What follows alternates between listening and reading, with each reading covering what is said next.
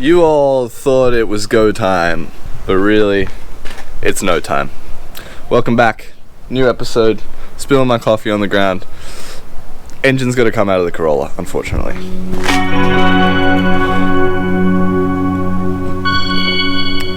Before I get into what's going on with the Corolla, just thought I'd quickly say we do have a new PO box. 4142 Box Hill South is the PO. If you have anything you've wanted to send to us, like, I don't know, stickers or, I don't know, love letters, go for it. There it is right there.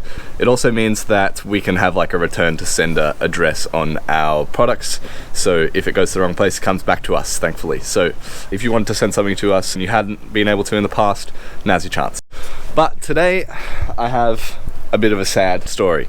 So I was driving the car around, as you saw last episode on this car. It was driving great, loving it, having a jolly old time. But what happened was, before we were able to tune it, the tune was actually really rich, and I only realized that there was fuel getting into the oil due to overfueling after we had given it a good rip. So the oil had actually really leaned out, it had thinned out, and it was very thin. And I think in that, you know, taking it to 7.5 grand with the oil not the right consistency has possibly done some bottom end damage, because the oil pressure takes a really long time to build when I turn it on for the first time of the day, which is not good. And also it was kind of a little bit knocky on the bottom end. I think it's making some noises that I don't like. So I'm gonna pull the engine out, we're going to pull the valve covers off, we're gonna see how the cam journals look, we're going to pull the sump off, and we're going to have a look at how the bearings look. We're going to replace the bearings, we're going to replace the oil pump at a minimum, might have to get the crank linished, might have to do some other things, but hopefully not. Hopefully just bearings and oil pump and we'll be good. So pretty much I'm just going to start pulling the engine out. Already started by pulling all the wiring off. Luckily my wiring is very sort of, I don't want to toot my own horn too much, but I think it's quite neat, and it's quite easy to pull apart, so that's pretty easy. I've got, you know, throttle stuff apart. I just need to take off the oil lines, got to undo the transmission bolts. I'm going to pull the engine out on its own, try and leave the gearbox in. I know it's a pain and I hate it whenever I do it, but, you know, I hate myself, so what you going to do?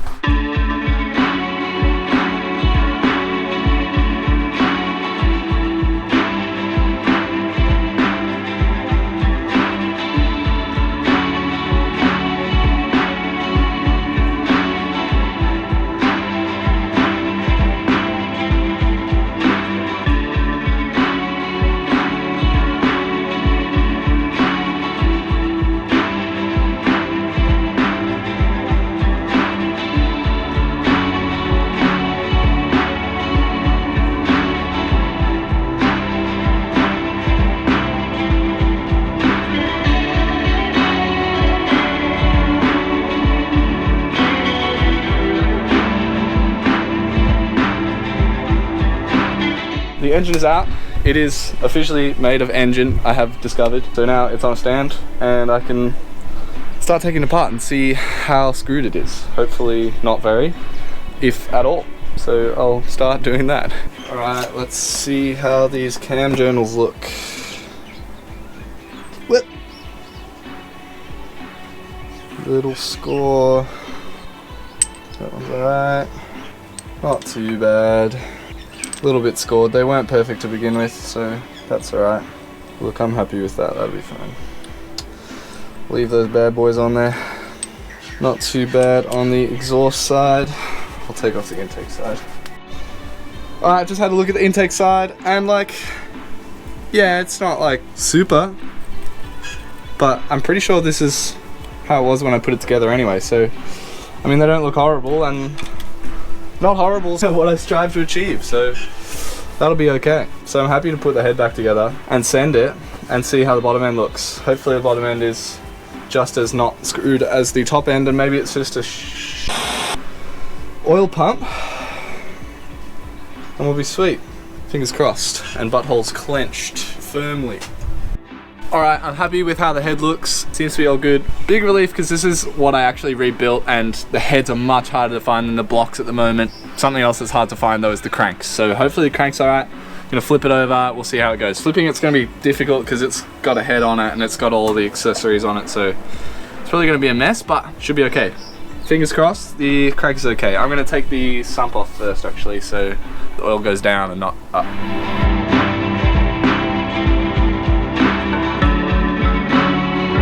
This is not the consistency oil is meant to be. Very loosey-goosey, that one. There's also some old gasket goo in there. Hey, that's not great. We'll dig further. There's little seeds in my engine. I thought these were little bits of metal, but they're like little lavender seeds. Couple little bits of metal. Nothing too serious though. I reckon we'll find some bearing heritage, but seeds is strange. Wasn't expecting to find that.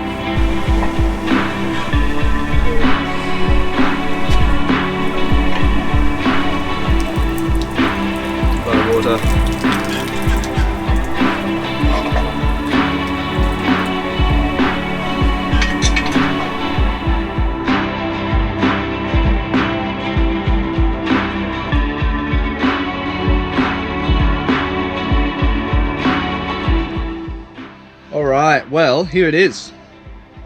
Rod bearing number 2, completely deformed, not fitting in there at all. So you can see why it wasn't getting great oil pressure. Then we've also got rod bearing 3, pretty toast. And rod bearing 4 is probably the most visually toast as well, which you can see there. Pretty cactus. So I'm relieved because it means I took it apart for a reason. I also took it apart before catastrophic failure, but it's a bummer. Probably gonna have to get this crank linished, and I think the bearings are a quarter oversized already, so this crank is at the end of its life essentially. But alas, at least we know what's happening. Oh, check this out. That is fucked. It's like it's rusted. So I reckon it was screwed, and then I took it out of my other car, I let it sit, and then it rusted, and then I ran it again, and it got extra screwed. That's toast. I've never seen a bearing look like that before. That's insane.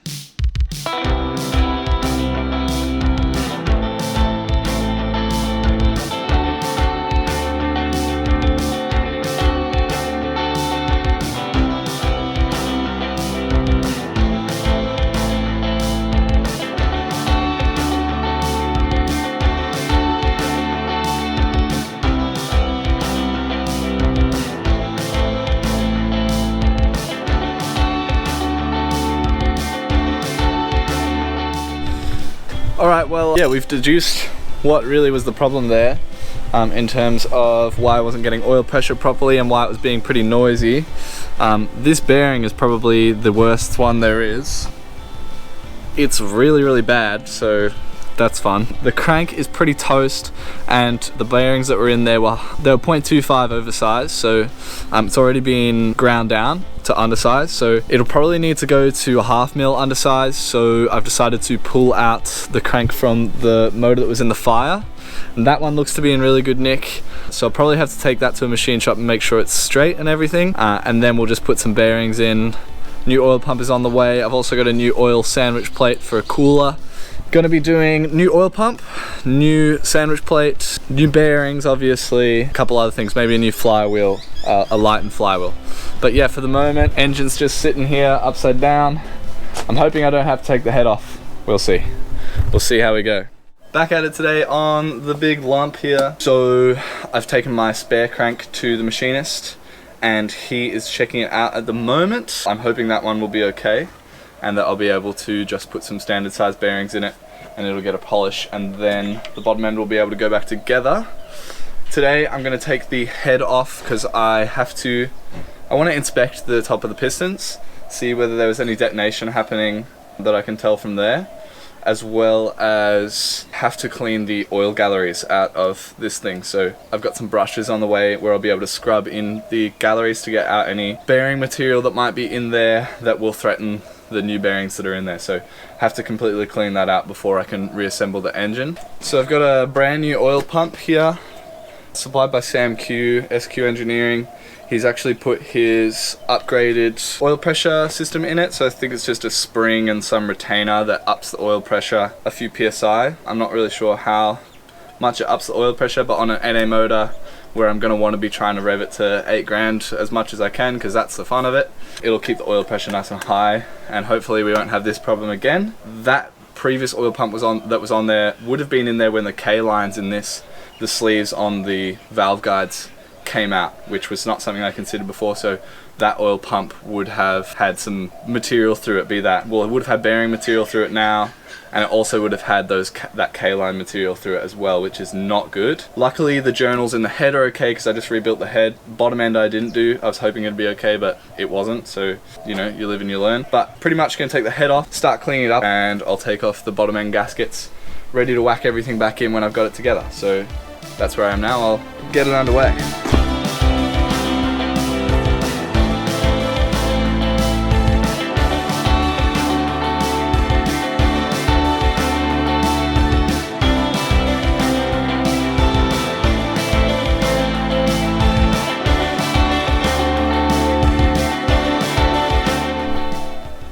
Alright, time for this bad bee to come off. Let's hope I haven't forgotten anything. Oh, that's heavy. Alright, how are we looking? Not too bad. Don't see any particularly bad detonation. Maybe a little bit. Maybe a tiny bit. Looks pretty okay to me. No apparent, ooh, head gasket failure. Maybe? It's pretty dark between these. Really dark between those.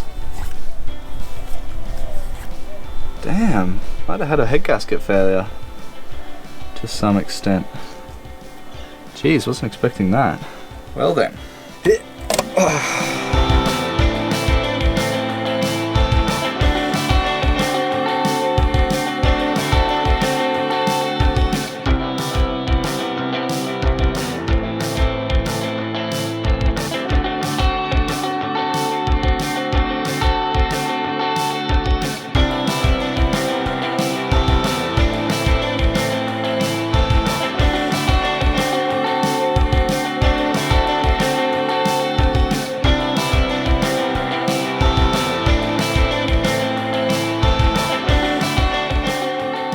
Alright, it is next weekend at the moment.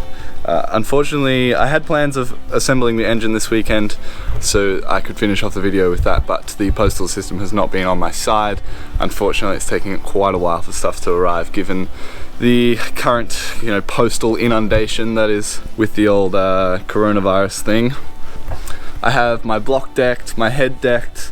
I've got my crank looking all nice and shiny. That one was polished. The crank actually came out of the engine that was in the fire, but that one's all straight and it's standard size journals, so don't need to use any oversized bearings for that. The block's looking all good. I'm just gonna need some pretty specific race bearings for it. Some of the tunnel bores on them were slightly, out of spec. They used actually different size bearings from the factory. They had one that was undersized, one that was oversized, and one that was normal, and they'd use them individually for each main bearing cap depending on what that tunnel bore was looking like. And on mine it's looking like I'm gonna have to use a 1 thou over bearing. So I actually received a set of bearings in the mail that were standard size because I knew the crank was standard size, but I didn't know about the tunnel, so that's alright. I'm just gonna have to wait on a fresh set of bearings that are the right size for the bottom end. I've got rod bearings, I've got thrusts, so that's all good. Head's all ready to go back together once it's on the block. I've also got a lightened flywheel, which I'm super excited about, so that's a 4.1 kilo. Should make it a lot more rev happy, which is sweet, that's what we want. And also, the savvy amongst you may have thought, why does he deck the block and the head? Well, TRD head gasket going on, MLS gasket.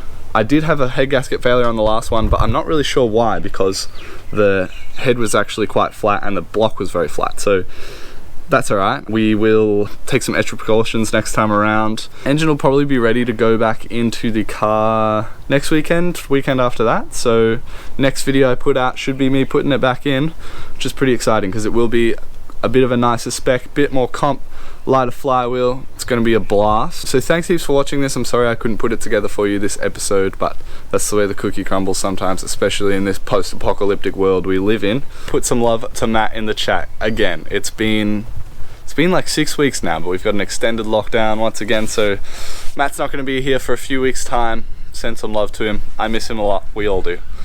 Please, if you're interested, go and check out our blog posts on our website. We do have a couple of write-ups there about a few friends' cars, which we want to do more often because it's actually quite fun and it really makes putting together a series of photos a bit more fun. But yeah, thanks heaps for watching and I'll be with you in a couple weeks time. Bye.